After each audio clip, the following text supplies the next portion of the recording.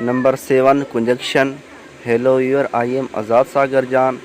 जीअं त ॻाल्हाइण जा 8 लफ़्ज़ आहिनि, जिन मां noun, pronoun, verb, adjective, adverb, preposition असां गुज़िरियल पार्टनि में सिखी आया आहियूं। मुकमल वसिफ़ ऐं उन्हनि जा क़िस्म।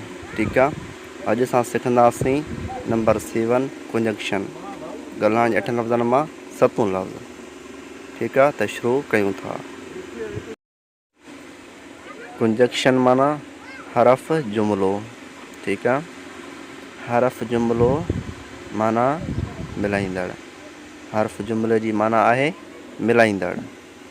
ऐं हिन जी इंग्लिश में डेफिनेशन आहे a conjunction is a joining words to phrases to sentence. ठीकु आहे, ऐं हिन जी सिंधी में वसिफ़ आहे अहिड़ा लफ़्ज़ जेकी ॿिनि लफ़्ज़नि जुमिलनि जे ॿिनि भाङनि या ॿिनि जुमिलनि खे पाण में ॻंढियनि त उनखे हरफ़ जुमिलो चइबो आहे।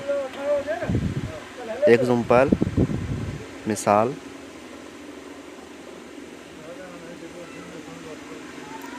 And, but, because, how, etc। ऐं, पर, छाकाणि, कीअं वग़ैरह। काइंड्स ऑफ कंजक्शन, हरफ़ जुमिले जा क़िस्म। ठीकु आहे, हरफ़ जुमिले जा घणा क़िस्म आहिनि? हरफ़ जुमिले जा 2 क़िस्म आहिनि। Number 1 coordination conjunction. नंबर 2 सब ऑर्डिनेटिंग कंजक्शन। ऐं हिननि जी वसिफ़ बयानु कयूं था। नंबर 1 कोऑर्डिनेशन कंजक्शन, यानी ख़ुदि मुख़्तियार जुमिलनि खे जोड़ींदड़ या मिलाईंदड़। ओके, अहिड़ा हरफ़ जुमिला जेकी हिकु जहिड़नि या ख़ुदि मुख़्तियार जुमिलनि खे पाण में जोड़नि मिलाइनि तिन खे हरफ़ जुमिलो चइबो आहे। Example, We wait for him, but his brother did not wait for him. असां हुनजो इंतज़ारु कयोसीं पर हिन जे भाउ हुनजो इंतज़ारु न कयो। You, they and we are brother to each other। Sindhi में ट्रांसलेट आहे तव्हां उहे ऐं असां हिक ॿिए जा भाइर आहियूं। I shall be busy tomorrow, whereas he will be totally free tomorrow। मां सुभाणे मसरूफ़ हूंदसि जॾहिं त ही बिल्कुलु ई वांदो हूंदो। नंबर 2 सब ऑर्डिनेटिंग कंजक्शन, हरफ़ जुमिले जो ॿियो क़िस्म।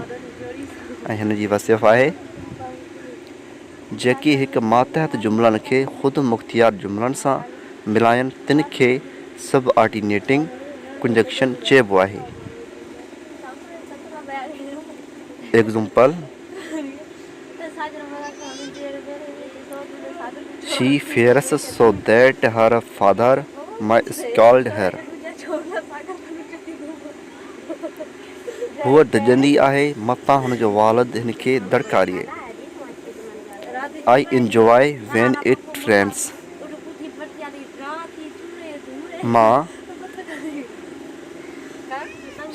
जॾहिं बरसाति पवंदी आहे मां मज़ो वठंदो आहियां।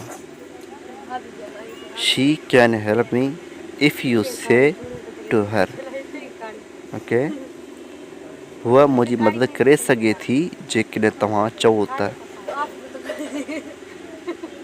कुझु वधीक मातहत ज़रफ़, unless, till, while, that, after, became, as, if, although, etc। इहे ज़रफ़ इहे लफ़्ज़ बि इस्तेमालु थी सघनि था सब ऑर्डिनेटिंग कंजक्शन में। हिन पार्ट में हरफ़ जुमिलो मुकमल थी चुको आहे।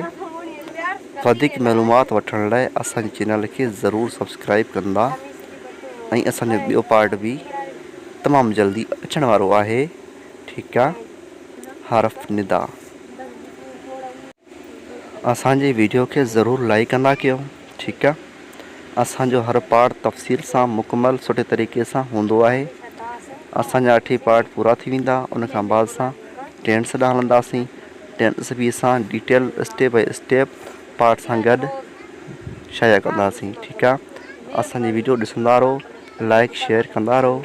ठीकु आहे, अगरि सब्सक्राइब न कयो त असांजो चैनल खे सब्सक्राइब कयो, बिल आइकन खे बि ज़रूरु प्रेस कयो।